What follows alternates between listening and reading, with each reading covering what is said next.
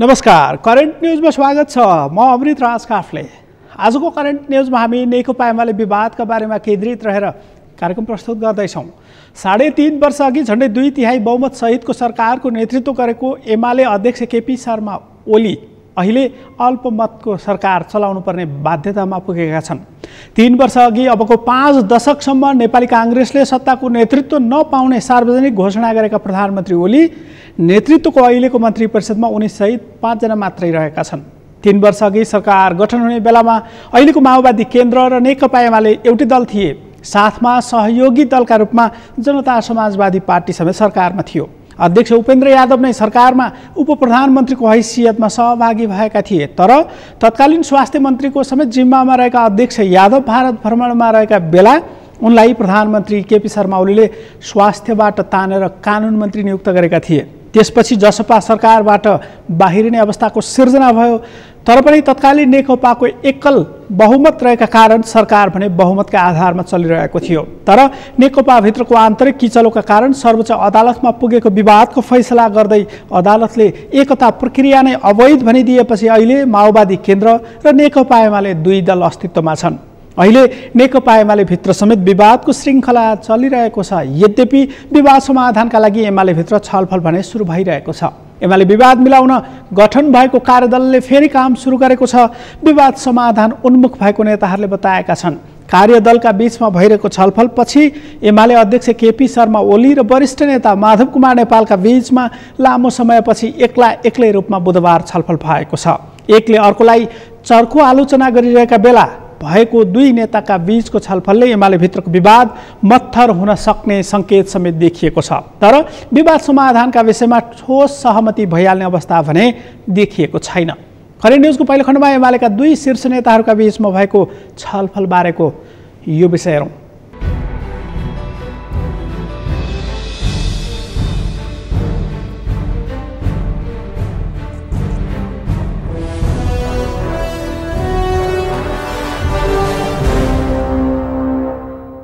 अहिलेसम्म जे कुरा गर्दै आएका छौँ त्यसलाई एउटा सकारात्मक परिणाममा कसरी लैजाने भन्ने सिलसिलामा हामीले आजको यो कुराकानी भएको पाएका छौँ।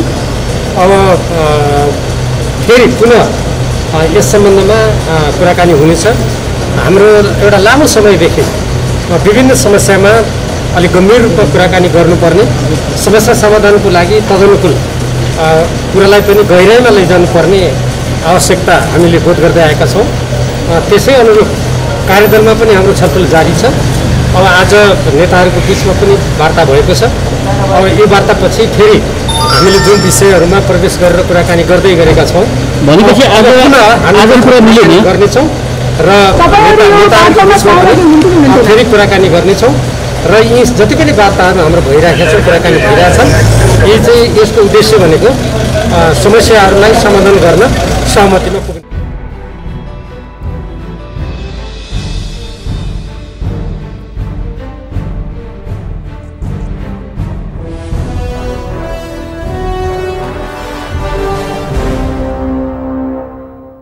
एमाले विवाद उत्कर्षमा पुगेका बेला अध्यक्ष केपी शर्मा ओलीले सार्वजनिक रूपमै वरिष्ठ नेता माधव कुमार नेपाललाई लाज नभएको नेता भनिदिएका थिए। त्यसबाहेक अध्यक्ष ओलीले वरिष्ठ नेता नेपाललाई आफ्नो पार्टीको नेतृत्वको सरकार ढालेर विपक्षी नेतृत्वको सरकार बनाउन पहल गरेको भन्दै निरन्तर आलोचना गर्दै आएका थिए।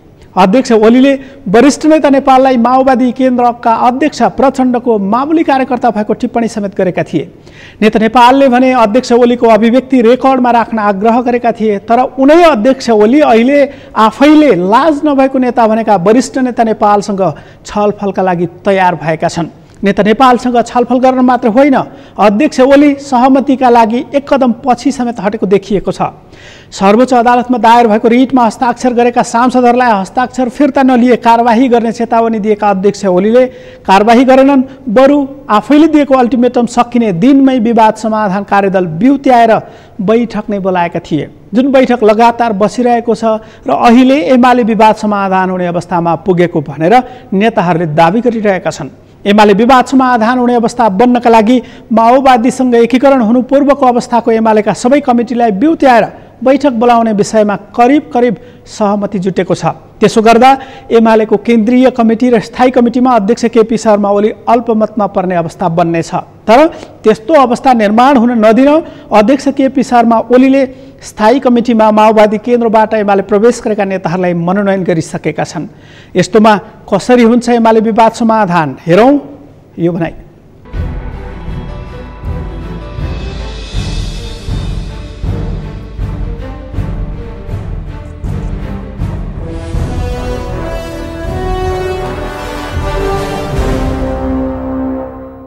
पार्टीको असहज परिस्थितिको समाधानको लागि गठित कार्यदलले चौथो बैठक आज सम्पन्न गरेको छ। हिजो दुईजना नेताहरू पार्टी अध्यक्ष कमरेड केपी ओली र वरिष्ठ नेता कमरेड माधव कुमार नेपाल दुईजना कमरेडहरू बीचमा भएको संवाद पछाडि बसेको आजको चौथो बैठकमा दुईजना नेता कमरेडहरू बीचको संवादलाई समेत मध्यनजर गर्दै र कार्यदलले औपचारिक रूपमा छलफल गरेका विषयहरू र औपचारिक रूपमा छलफल सुरु हुनुभन्दा अगाडि अनौपचारिक रूपमा छलफल भएका ती पर्याप्त अभ्यास भएका ती पर्याप्त रूपमा गृहकार्यसहित निष्कर्षमा पुगेका ती विषयहरूका सन्दर्भमा आज छलफल गरियो। कतिपय विषयहरूमा मोटामोटी आज हिजोभन्दा आज थप प्रगति भएको छ। समयको हिसाबले म यकिनका साथ त्यसो नबनाउँ, 2-4 घण्टा 5-7 घण्टा छलफलले अझै समय लिन सक्दछ। तर हामीले छलफल पछाडि निष्कर्षमा पुग्नको लागि अब त्यति धेरै लामो समय लाग्दैन। लगभग हामी समाधानको बिन्दुमा आएका छौँ। यद्यपि हामीले 2-3वटा बैठकदेखि नै यही भाषा प्रयोग गरेका छौँ, तर हरेक दिन बैठकमा प्रगति भएको छ। कतिपय असहमति रहेका कुराहरूमा टुङ्गोमा पुगिरहेका छौँ, निष्कर्षमा पुग्दैछौँ। हाम्रो निरन्तर छलफल जारी छ। छलफल गम्भीर छ, सकारात्मक छ। यसलाई निष्कर्षमा पुर्याउने हाम्रो जोड छ। म यो भनिरहेको छु र यही कुरामा हामी निरन्तर अगाडि बढिरहेको। सकारात्मक नभएको भएदेखि हामी अहिले किन बस्थ्यौँ? त्यसैले यो बाहिरको चर्चाको पछाडि हामी कोही पनि नलागौँ। जे भइरहेको छ ठिक भइरहेको छ र हामी यसलाई निष्कर्षमा पुर्याउन पुरै प्रतिबद्ध छौँ।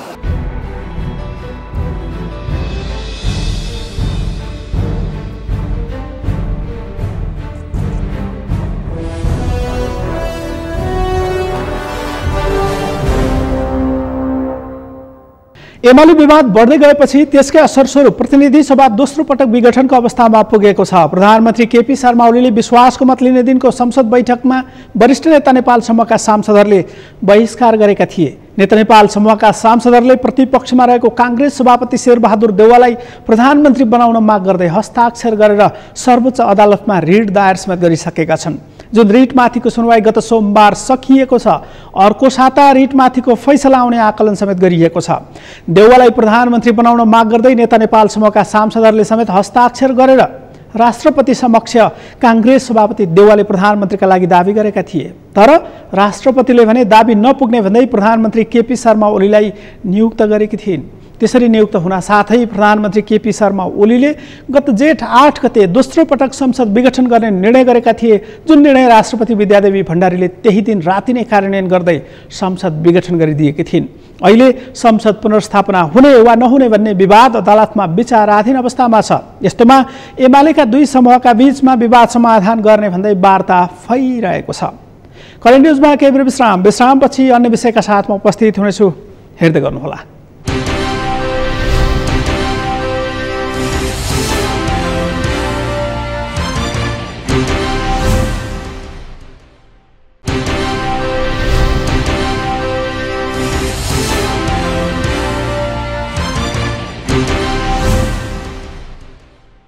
विश्रामपछि करेन्ट न्युजमा फेरि पनि स्वागत छ। आजको करेन्ट न्युजमा हामी नेकपा एमाले विवाद र त्यसले राष्ट्रिय राजनीतिमा पारिरहेको असरका बारेमा केन्द्रित रहेर कार्यक्रम प्रस्तुत गरिरहेका छौँ। विभाजनको डिलमा पुगेको भनिएको एमाले विवाद समाधानका लागि अहिले लामो समयपछि एमालेका दुई समूह वार्तामा बस्ने अवस्थामा छन्।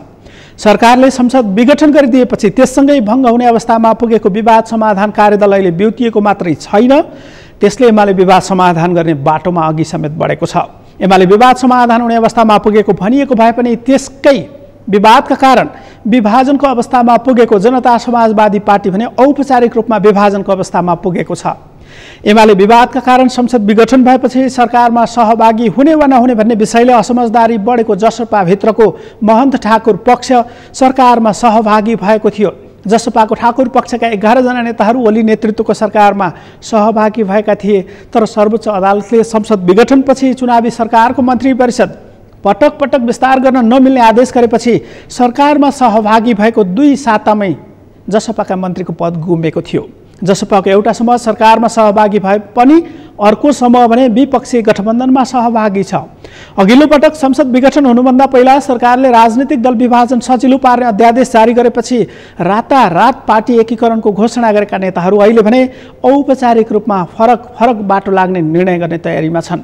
निर्वाचन आयोगमा भएको मंगलबारको छलफलपछि पार्टी विभाजन गर्ने अनौपचारिक जानकारी गराएर दुवै समूह दल दर्ताको प्रक्रियामा अघि बढेका छन्। करेन्ट न्युजमा हेरौँ यो भनाइ।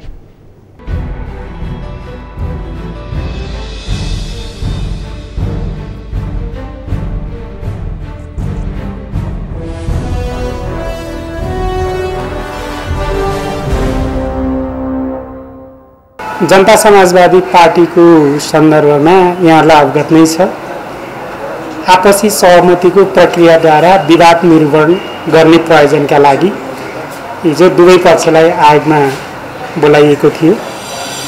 दुवै पक्षका तर्फबाट सहमति कायम हुन नसक्ने अवस्था भएकोले विवादलाई निरूपण गर्नका निम्ति विद्यमान कानुनी व्यवस्था अनुसार प्रक्रिया अगाडि बढाउन उहाँहरूको पनि सहमति र आयोगले पनि त्यो प्रक्रिया चाहिँ अगाडि बढाइसकेको छ र विवाद निरूपण गर्नका निम्ति आयोगमा इजलास गठन हुन्छ आयोगको पदाधिकारीहरूको र इजलासमा चाहिँ सुनवाईको प्रक्रिया सुरु भएर अदालती प्रक्रिया बमोजिम नै त्यसको निर्णय हुन्छ।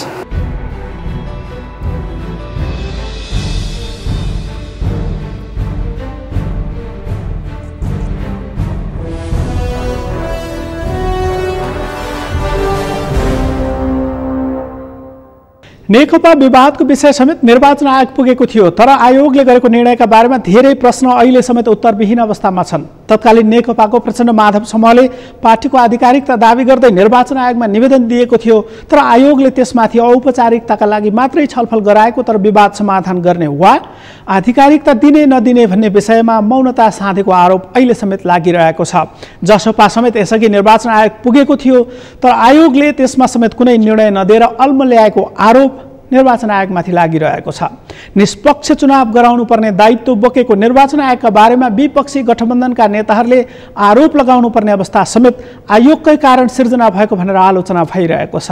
सरकारको छाया आयोग बनेको भन्दै माओवादी केन्द्रका अध्यक्ष प्रचण्डले आयोगका पदाधिकारीहरूमाथि समेत प्रश्न उठाएका थिए, तर अहिले भने आयोगले आफ्नो संवैधानिक दायित्व अनुसार जसपाको विवाद समाधान गर्ने पहल सुरु गरेको थियो, जुन सार्थक हुने अवस्थामा नपुग्ने देखिएको छ।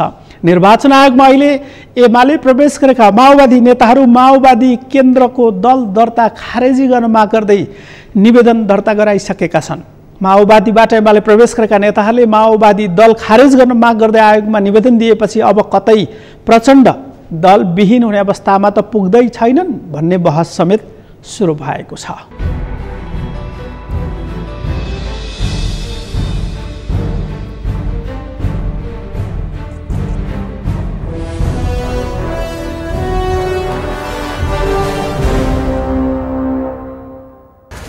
सालमा नेपाल कम्युनिस्ट पार्टी माओवादी केन्द्र यी हुँदै हामी पनि त्यसमा आबद्ध थियौं र अहिले आएर चाहिँ सर्वोच्च अदालतको फैसलाले जो फागुन 23 गतेको फैसलाले जुन पार्टी एकीकरण नेकपा एमाले र माओवादी केन्द्रको बीचमा पार्टी एकीकरण भएको थियो, त्यो पार्टी एकीकरणलाई सर्वोच्च अदालतको 23 गतेको फैसलाले नेपाल कम्युनिस्ट पार्टी माओवादी केन्द्र आफ्नो ठाउँमा, नेकपा एमाले आफ्नो ठाउँमा रहन पुग्ने बाध्यात्मक स्थिति सिर्जना गर्यो। नेपालका कम्युनिस्ट पार्टीहरू एकीकृत भएको सन्दर्भमा यस प्रकारको स्थिति सिर्जना हुँदा हामी पार्टी एकीकरण हुँदाखेरि त्यसको अध्यक्ष नेपाल कम्युनिस्ट पार्टीको अध्यक्ष केपी ओली हुनुहुन्थ्यो र हामी त्यसैमा आबद्ध भयौँ। जो नेपाल कम्युनिस्ट पार्टी माओवादी केन्द्रतिरका पनि त्यसैमा आबद्ध भयौँ। को वैधानिक को अवैधानिक भन्ने सन्दर्भ पनि व्यापक रूपमा चल्यो।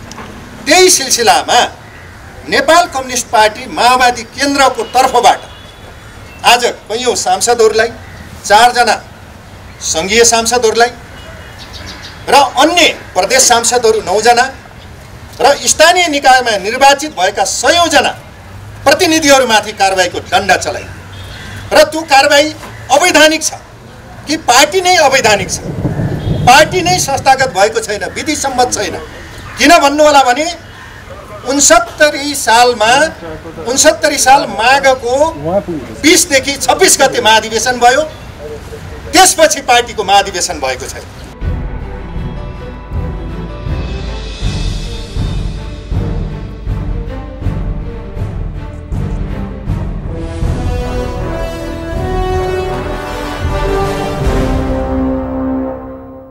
नेपालका ठूला राजनीतिक दलमा यस्तै समस्या र विवाद देखिएका बेला एमाले विवाद भने मिल्छ कि भन्ने अवस्थामा पुगेको छ। विवाद उत्कर्षमा पुगेका बेला वरिष्ठ नेता माधव कुमार नेपाल सहितका नेताले पार्टीको हित विपरीत काम गरेको भन्दै अध्यक्ष केपी शर्मा ओलीले कारबाही गरेका थिए।